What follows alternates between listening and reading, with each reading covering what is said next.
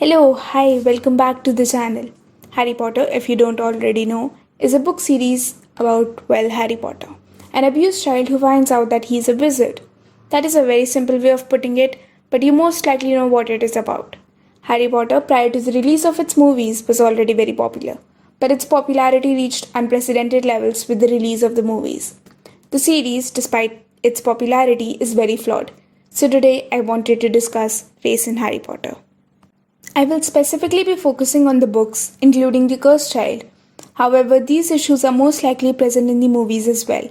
Like a lot of people, I loved these books growing up, but I no longer support JK Rowling.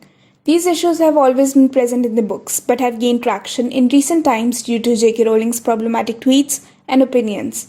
I will not be getting into those issues because I want to focus on the problems within these books. There are already many videos on the topic. I will link a few in the description box below. Many of these issues do not directly affect me, so if I miss some key points or misinterpreted something, please correct me in the comments. Before analyzing specific characters, let us first look at the series as a whole and how the BIPOC characters are treated.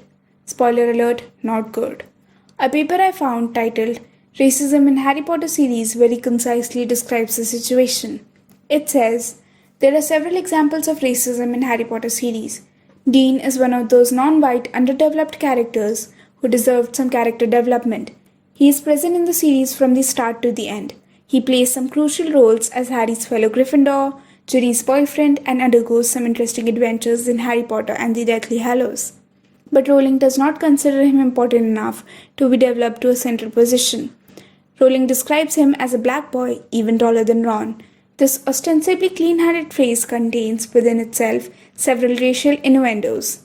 By pointing out that Dean is even taller than Ron, Rowling brings out a comparison between Dean and Ron, between the black and the white. She is in this way advocating that we can only understand blackness by ascribing it to whiteness. Another important dimension of the narrative is how Rowling devalues her non-white characters by portraying them in a use and throw manner. Many of the white characters find their first love interest in non-whites, only to discard them when they find their white partners. Dean and Cho are two such examples. As the series progresses, Ginny discards Dean and chooses Harry, and Harry discards Cho for Ginny. The female characters of colors are even more abased. They are treated as objects that can easily be obtained and discarded. Fred Weasley shows Harry and Ron how easy it is to get a date by snapping his fingers and getting Angelina, who is dark and all excited about being his date. To take a specific example, let us start with the character of Cho Chang. The name in of itself is very problematic. It is equivalent to naming a character Ching Chong. It goes to show that Rowling did not even do the most basic research before writing the character.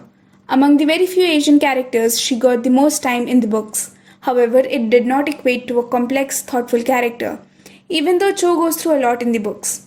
Cho's entire personality revolved around Cedric and Harry. She was just a plot device to create tension and be Harry's first girlfriend/crush, before he ditched her for a white girl. Not exactly ditched, but you get what I'm trying to say. Cho had zero depth, even though there were multiple opportunities for JK Rowling to add depth to her character. Cho's boyfriend dies, but there is zero exploration of her grief and how she copes with it. Instead, she simply moves on to Harry. Although it is shown that she might be conflicted about it, the books never really delved into it. Those are just surface-level emotions that were brushed under the rug. When Cho's best friend snitches on DA, she defends her against Harry, saying that the situation was complex and not black and white. Which is true, but this complexity was never really explored. In the books, it is implied that Cho and Marietta Edgecombe, her best friend, are still friends. However, it is never shown how their friendship was affected by Marietta's snitching. Cho had so much potential, but her character was entirely dependent upon boys. Once Harry moved on, she was barely even mentioned in the books or the movies. The term racebending refers to situations where media content creator, movie studio, publisher, etc. has changed the race or ethnicity of a character. When Noma Dumesweny, sorry if I mispronounced her name, a black actress was cast as an adult Hermione, J.K. Rowling claimed that since Hermione's race was never specified, she could be of any race. However, it's not that simple. Hermione was not written as a non-white character. Just because it was never explicitly stated that Hermione is white doesn't make her black or even a person of color. If Hermione were a non-white child from a non-magical family, thrust into a world in which she has to deal with a whole new world of prejudice that would show up in the way that character was constructed. Being a mudblood wouldn't be an insult she could just brush off, because it would be yet another racial slur that would impact her life. Having grown up in a minority in one white space and then be transferred into another that has a whole new set of discriminatory ideology, it might be said that race-bending Hermione to a black character highlights the racial themes of the books, but it also painfully shows how poorly thought through those themes often are. The house elves, for example, become substantially more offensive the more closely their servitude is associated with chattel slavery. The elves love being enslaved. They are presented as magical, real-life versions of the black servants in Gone with the Wind, who are bitterly opposed to freedom. Hermione is treated as being silly or misguided for wanting to free them. But if she's black, that means that the whole scenario reads as a queasy parody of black liberation struggles.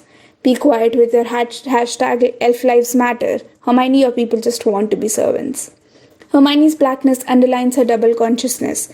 She identifies with and loves her wizarding friends, but she also understands and needs to be true to the plight of her non-white and non-wizarding family. The problem is that while Hermione may have double consciousness, the series and Rowling do not. I honestly cannot put it better than that. If Hermione was a BIPOC character, then race would have been more talked about and would have been a central topic in the books. Even if racial discrimination was not present in the wizarding world, the parallels would not have been ignored by Hermione and other bi-POC Muggle-borns. To be completely transparent, anti-Semitism is something that I became aware of only in the past few years. Before that, I was completely ignorant. This is mostly because anti-Semitism is not prevalent in India. It is, of course, not completely absent, but it is not as prevalent as in the Western countries. Although I have been learning about it, I am least educated in it amongst all the topics I have discussed today. Anti-Semitism, simply put, is hostile belief or behavior towards Jews just because they are Jewish.